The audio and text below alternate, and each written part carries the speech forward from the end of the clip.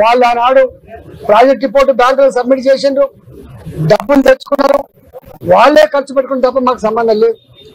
అసలు ఒక్క మాటలో చెప్పాలంటే ఇరిగేషన్ డిపార్ట్మెంట్ కు తోడుగా అనుబంధంగా వాళ్ళ దగ్గరనే ఒక అకౌంట్ డిపార్ట్మెంట్ ఉంటుంది, దానికి ఒక ఆడిట్ డిపార్ట్మెంట్ కూడా ఉంటుంది.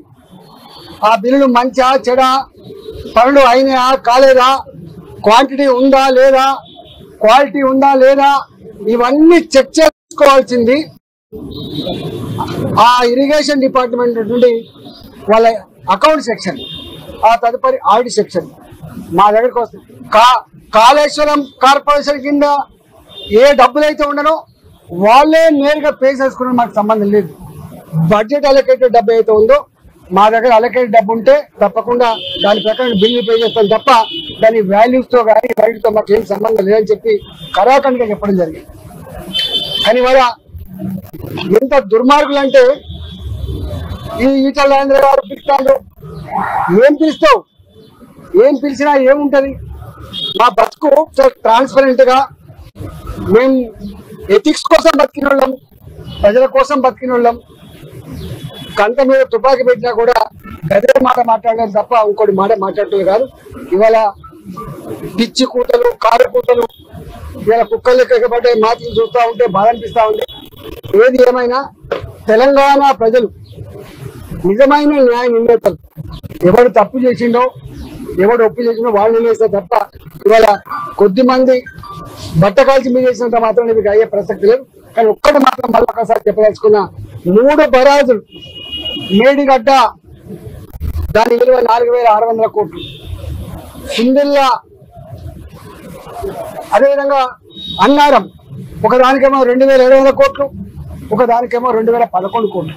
నేను ఒకటే కాంగ్రెస్ పార్టీని డిమాండ్ చేస్తా ఉన్నా, భారతీయ జనతా పార్టీ ఇప్పటికే చెప్పింది నిజాయితీగా ఉండాలని చెప్పి కోరుతుంది. పార్టీ ప్రభుత్వ ధనాన్ని దుర్వినియోగం చేయొద్దని చెప్పి కోరుతుంది, చట్టాన్ని లోబడి ఉండాలని చెప్పి కోరుతుంది, నీకు ఇచ్చిన కర్తవ్యాన్ని ఒక ప్రజలకు బాధ్యతతో పనిచేయమని చెప్పి కోరుతుంది. ఇవాళ మేము కోరుతా ఉన్నాం. అంతకుముందు అనేక కమిషన్లు వేసిండ్రు, ఎందుకు రిపోర్ట్లు బయట పెడతలేరు, ఎందుకు చర్యలు చేపడతలేరు? మేము ఇక్కడ కూడా కోరుతున్నా, ఇప్పటికే సంవత్సరం గడిచిపోయింది, త్వరగా ఈ రిపోర్ట్ను బయట పెట్టండి. త్వరగా నిజంగా ఎవరు బాధ్యులైతారో వాళ్ళ మీద చర్యలు తీసుకోవాలి తప్ప మీరు తాత్సారం చేసి బట్ట కాల్చి మీదేసి వాటికి రాజకీయ పద్మం కట్టుకుంటా అంటే నిన్ను వదిలిపెట్టే ప్రసక్తి లేదు. తెలంగాణ సమాజం నిశ్చితంగా గమనిస్తా ఉంది. నువ్వు ఏ ఆరోపణలు చేస్తా ఉన్నావో, ఏ మాటలు మాట్లాడుతున్నావో, ఇవాళ ఆ మాటలకు కట్టుబడి, ఆ ఆరోపణలకు కట్టుబడి రేపు ఆ రిపోర్ట్ను బయటపెట్టు. రిపోర్ట్లో ఏం నష్టం జరిగిందో, ఎన్ని వేల కోట్ల రూపాయలు దుర్వినియోగం జరిగిందో, దాని కారకులు ఎవరో, తప్పకుండా దోషులు ఎవరో శిక్షించకపోతే నిన్ను ప్రజాక్షేత్రంలో నీకు శిక్ష తప్పదని చెప్పి కాంగ్రెస్ పార్టీ హెచ్చరిస్తాం. ప్రజలకు ఇచ్చిన అడ్డగోలు హామీలను నెరవేర్చే దమ్ము లేక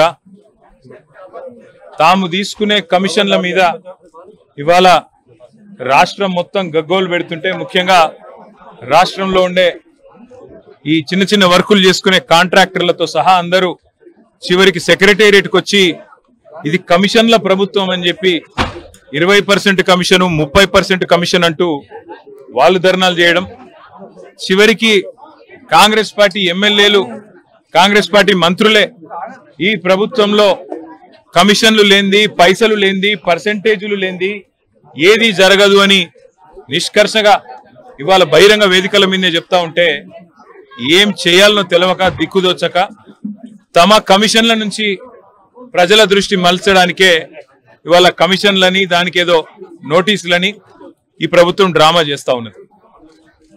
ప్రజాపాలన కాస్త ఈరోజు పర్సెంటేజ్ల పాలనగా మారిపోయింది. ఇది వాస్తవం. 20%, 30% అనేది మేం చేస్తున్న ఆరోపణ కాదు. ఇవాళ స్వయంగా కాంగ్రెస్ పార్టీ ఎమ్మెల్యేలు, మంత్రులు చెప్తున్న మాట, ఈ రాష్ట్రంలో కాంట్రాక్టర్లు సెక్రటేరియట్లోనే ధర్నా చేసే దుస్థితి వచ్చిన మాట వాస్తవం. నేను ఇవాళ రేవంత్ రెడ్డిని ఒకటే అడుగుతా ఉన్నా. నేను నల్లగొండ జిల్లా ఈరోజు ఒక వివాహ శుభకార్యానికి హాజరు కావడానికి ఇక్కడికి వచ్చిన నల్లగొండ బిడ్డల తరపున, నల్లగొండ రైతుల తరపున అడుగుతా ఉన్నా. ఎస్ఎల్బిసి టనల్ కూలి 8 మంది చచ్చిపోయి 3 నెలలు అవుతా ఉంది. రేపటితో 3 నెలలు నిండుతుంది.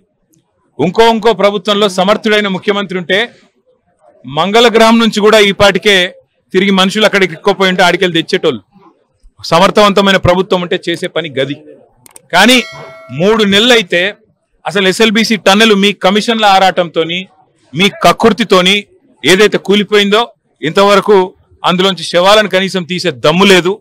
కనీసం ఆ పనుల విషయంలో ఏం జరిగిందో చెప్పే పరిస్థితి లేదు. అదేవిధంగా సుంకిశాల రిటైనింగ్ వాల్ కూలిపోయింది. సుంకిశాల రిటైనింగ్ వాల్ కూలిపోతే ఇప్పటి వరకు ఆ సంస్థ మీద కానీ ఆ ఎందుకు కూలిపోయిందన్న దాని మీద కానీ ఎలాంటి ఎంక్వైరీ లేదు, ఎలాంటి కమిషన్ లేదు. ఆ సంస్థ మీద ఎలాంటి చర్య తీసుకున్న పాపాన పోలేదు. వట్టెం పంప్ హౌస్ మునిగింది కాంగ్రెస్ వచ్చిన తర్వాత, ఇంతవరకు దాని మీద చర్యలు లేవు. పెద్దవాగు ప్రాజెక్టు 2 సార్లు కొట్టుకుపోయింది, దాని మీద చర్యలు లేవు. అందుకే ఇది కాంగ్రెస్ బీజేపీ కలిపి వండుతున్న వంటకం ఏదైతే ఉందో, కాళేశ్వరాన్ని ఒక విఫల ప్రయోగంగా చిత్రీకరించే ప్రయత్నం ఏదైతే ఉందో, ప్రజలకు వాస్తవాలు తెలుసు. మాకు ఈ దేశంలోని చట్టాల మీద, న్యాయ వ్యవస్థ మీద మాకు సంపూర్ణమైన విశ్వాసం ఉంది. తప్పకుండా ఈ ప్రభుత్వాన్ని మాత్రం తప్పించుకుందామనే ప్రయత్నం చేస్తా ఉన్నారు. అంటే కమిషన్ల పేరిట, కాలయాపన పేరిట, కమిటీల పేరిట తామిచ్చిన 6 గ్యారంటీలు, 420 హామీలు, వాటిని ప్రజల దృష్టి వాటి నుంచి పక్కకు తీసుకుపోయే ప్రయత్నం ఏదైతే చేస్తున్నారో వదిలిపెట్టే సమస్య లేదు.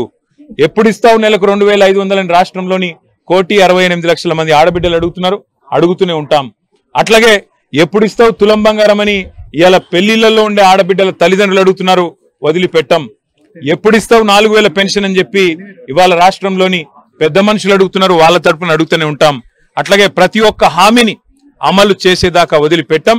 మీరు ఎన్ని నోటీసులు ఇచ్చినా, ఎన్ని డ్రామాలు ఆడినా అవన్నీ కూడా తప్పకుండా దూది పింజల్లాగా తేలిపోతాయనే మాట కూడా తప్పకుండా చెబుతూ, ముమ్మాటికి న్యాయము ధర్మము గెలుస్తుంది. ముమ్మాటికి తెలంగాణకు మేలు చేసిన వాళ్ళని ఆ దేవుడు కాపాడతాడు. మీరు ఎన్ని చిల్లర ప్రయత్నాలు చేసినా, వచ్చి 17 నెలల నుంచి మీరు చేస్తున్న ఎన్ని చిల్లర ప్రయత్నాలే, ఈ కమిషన్ అని, ఆ కమిషన్ అని, ఈ ఎంక్వైరీ అని, ఆ ఎంక్వైరీ అని. అందుకే నేను చెప్పేది, ఈ 3D మంత్రం ఎక్కువ రోజులు నడవదు. ఈ డిసెప్షన్, డిస్ట్రక్షన్, డిస్ట్రాక్షన్ అనే మీ ఆలోచన ఏదైతే ఉందో ఎక్కువ రోజులు నడవదు. తప్పకుండా తెలంగాణ ప్రజలు తిరగబడే రోజు కూడా వస్తుంది. మిమ్మాటికి రేవంత్ రెడ్డి ప్రభుత్వానికి, స్కామ్ గ్రేస్ ప్రభుత్వానికి తప్పకుండా బుద్ధి చెప్తారనే మాట కూడా నేను తెలియజేస్తాను. చెప్పాల్సిందంతా చెప్పాను. ఎందుకు ముఖ్యమంత్రి గారు మౌనంగా ఉంటున్నారు? చంద్రబాబు నాయుడు అంటే మీకు ఎందుకు లాగులు దడుస్తున్నాయి? చంద్రబాబు నాయుడిని ఎదిరించే దమ్ము, సత్తా మీకు లేదా?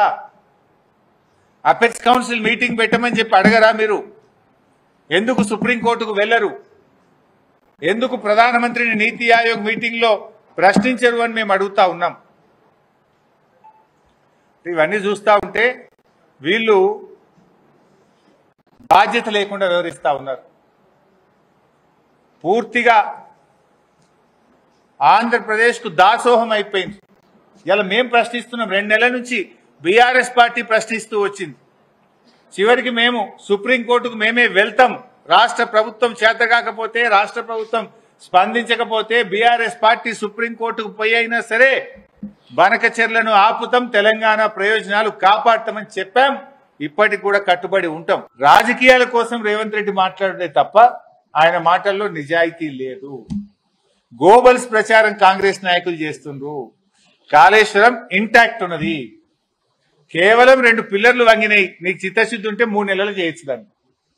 కానీ దానికి నువ్వు ఇలా కాళేశ్వరం కూలిందని ప్రజలను తప్పుదో పట్టించి రాజకీయంగా లబ్ధి పొందే ప్రయత్నం చేస్తున్నావు.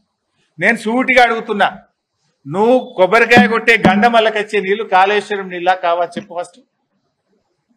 కాళేశ్వరం నీళ్ళు వస్తాయా? ఏ నీళ్ళు వస్తాయి? గాలికెళ్ళి వస్తాయా? కాళేశ్వరం నీళ్ళే వస్తే కాళేశ్వరం కూలిందన్న నువ్వు మరి కాళేశ్వరం నీళ్లతో గండమల్ల కొబ్బరికాయ ఎట్లా కొట్టినావు? హైదరాబాద్ లో మూసీకి నీళ్ళు వేస్తా అంటున్నావు. నేను సూటిగా అడుగుతున్నా, మూసీకి పోయే నీళ్లు కాళేశ్వరం నీళ్ళ కావా? మరి కాళేశ్వరం కూలిందన్న కాళేశ్వరం నీళ్లు మూసీకి ఎట్లా తీసుకుపోతాను కొబ్బరికాయ కొడుతున్నావు? అంటే నువ్వు అబద్ధాలు మాట్లాడినావు, గోబల్స్ ప్రచారం చేసినావు అనే విషయం రాష్ట్ర ప్రజలకు అర్థమవుతుంది. Thank you.